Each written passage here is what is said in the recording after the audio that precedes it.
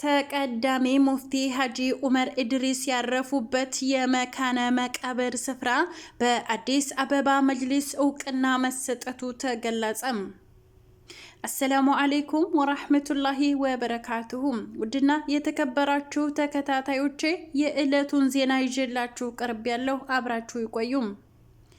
የአዲስ አበባ እስልምና ጉዳዮች ከፍተኛ ምክር ቤት ተቀዳሚ ሙፍቲ ሀጂ ዑመር ኢድሪስ የተቀበሩበት ቦታና ከዚህ ጋር የሚያያዙ ጉዳዮችን አስመልክቶ በዛሬው ዕለት መግለጫ አውጥቷል። የመግለጫው ሙሉ ይዘት እንደሚከተለው ቀርቧል። ከአዲስ አበባ ከተማ እስልምና ጉዳዮች ከፍተኛ ምክር ቤት የተሰጠ መግለጫ። የአባታችን ክብር ዶክተር ተቀዳሚ ሙፍቲ ሀጂ ዑመር ኢድሪስ ሞት በሁላችንም ዘንድ ከፍተኛ የሀዘን ድባብ ፈጥሮብን መቆየቱ ይታወቃል። ተቀዳሚ ሙፍቲ እስከ ህልፈት ህይወታቸው ድረስ በብዙ መልኩ እስላምንና ሙስሊሞችን ሲያገለግሉ የኖሩ አባት ነበሩ። በተለይ ለአዲስ አበባ ከተማ እስልምና ጉዳዮች ከፍተኛ ምክር ቤት ደግሞ ተቋሙን በመሪነት ከ10 ዓመታት በላይ የመሩና አሻራቸውን ያስቀመጡ መሪያችን እንደመሆናቸው ሀዘናችንን ጥልቅ መሆኑን ከዚህ በፊት ባወጣናቸው ተከታታይ መግለጫዎች መግለጻችን ይታወሳል። አሁንም በድጋሚ አላህ ሱብሃነሁ ወተዓላ ምህረቱን እንዲለግሳቸውና ጀነተል ፊርደውስን ማረፊያቸው እንዲያደርግላቸው ዘንድ አላህን እንማጸናለን። በማስከተልም ከሰሞኑ ከታዩ ሁነቶች ጋር በተያያዘ በቀጣይ ነጥቦች ላይ ምክር ቤቱ አቋም እንደሚከተለው ለመግለጽ እንወዳለን። አንደኛ፣ ለህዝበ ሙስሊሙ አንድነት የመስራት ታሪክ ያላቸው ሙፍቲ ሞት ህዝባችን በሀዘን ውስጥ በነበረበት ሁኔታ ከቀብር ስፍራቸው ጋር በተያያዙ አላስፈላጊ የሆኑ ንትርኮች መነሳታቸው አሳዝኖናል። መሰል ውዝግቦች ስሜትና ቡድንተኝነት ሲታከልባቸው ሙፍቲ ለለፉለት የነበረውን አንድነት ከማስጠበቅ በተቃራኒ ህዝባችንን ወዳልሆነ ንትርክ፣ ጭቅጭቅና ክፍፍል የሚያመራ አደገኛ ነገር ነው። ሁለተኛ፣ ተቀዳሚ ሙፍቲ የተቀበሩበት ቦታ ከአዲስ አበባ ከተማ አስተዳደር ፕላንና ልማት ኮሚሽን በደብዳቤ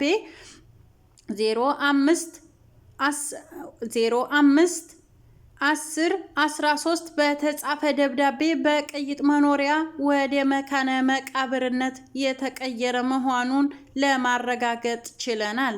ስለሆነም ስፍራውን በአዲስ አበባ ውስጥ እንደሚገኙት የህዝበ ሙስሊሙ መካነ መቃብሮች በመቁጠር በ12ኛ መካነ መቃብርነት እውቅና ሰጥተናልም። በመሆኑም የመቃብር ስፍራውን ተጨማሪ የማስፋፊያ ጥያቄ ለመንግስት ከማቅረባችን በተጨማሪ እንደሌሎቹ መካነ መቃብሮች ማንኛውም ሙስሊም ሲሞት የሚቀበርበት በመሆኑ ለመካነ መቃብሩ አስፈላጊውን ጥበቃ፣ ድጋፍና ክትትል በመጅሊሱ በኩል እንደሚደረግለት ማሳወቅ እንወዳለን። ስለሆነም ከአሁን በኋላ ከመካነ መቃብሩ ጋር በተያያዘ የሚደረጉ ማንኛውም አይነት አጀንዳዎች ሊቆሙ እንደሚገባም እናሳስባለን። ሶስተኛ፣ ከዚህ በኋላ የተለያዩ አጀንዳዎችን ምክንያት በማድረግ በህዝባችን መካከል ክፍፍልን የሚፈጥሩና የሚያባብሱ እንዲሁም ሰላምን የሚያደፈርሱ ንትርኮች፣ ጭቅጭቆችና ውግዘቶች እንዲቆሙ እናሳስባለን።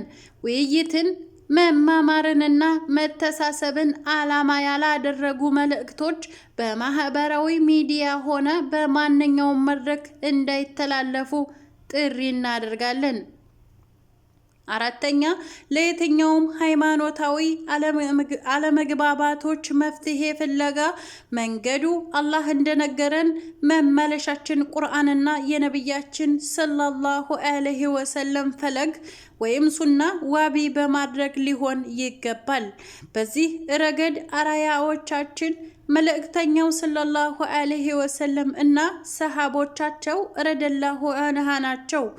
ዑለሞችና ዱዓቶች የህዝባችንን የዲን ግንዛቤ እውቀትን ለማስፋፋት የምታደርጓቸውን አስተምህሮቶች፣ ዳዕዋዎች በመልካም የማዘዝና ከመጥፎ የመከልከል ጥረቶች ከስሜት በራቀ በእውቀት በጥበብና በለዘብታ ቃል የተላበሰ መሆኑን ባረጋገጠ መልኩ ሊቀጥል እንደሚገባ እናሳስባለን። አምስተኛ፣ አንዳንድ አካላት የተፈጠረውን ሁኔታ ሲጠብቁት እንደነበረ መልካም አጋጣሚ በማየት የራሳቸውን ድብቅ ፍላጎትና ዓላማን ለማሳካት ህዝቡን የሚያሳዝኑ ድርጊቶችንና ንግግሮችን በማድረግ የህዝባችንን ሐዘን አባብሰዋል። ምክር ቤቱ በምርጫ የተጣለበትን ታላቅ አደራ ለመወጣት በቁርጠኝነት የሚንቀሳቀስ ሲሆን በዚህ ረገድ ማንኛውም የህዝባችንን አንድነትና ጥቅሞች የሚጎዱ አካላትንና አካሄዶችን ፈጽሞ እንደማይታገስ በጥብቅ ለማሳሰብ እንወዳለን።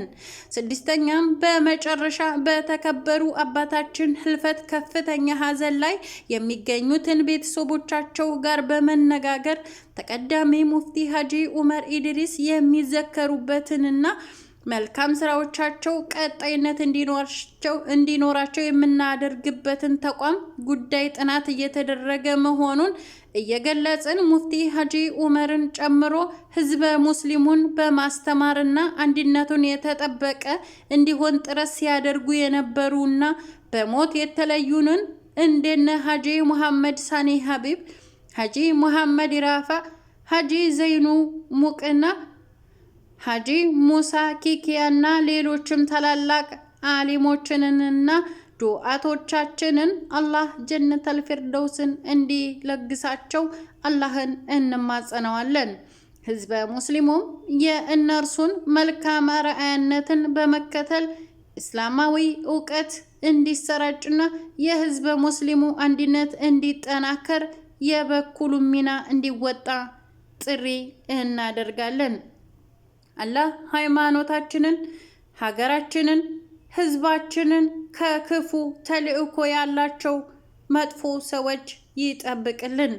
የአዲስ አበባ ከተማ እስልምና ጉዳዮች ከፍተኛ ምክር ቤት።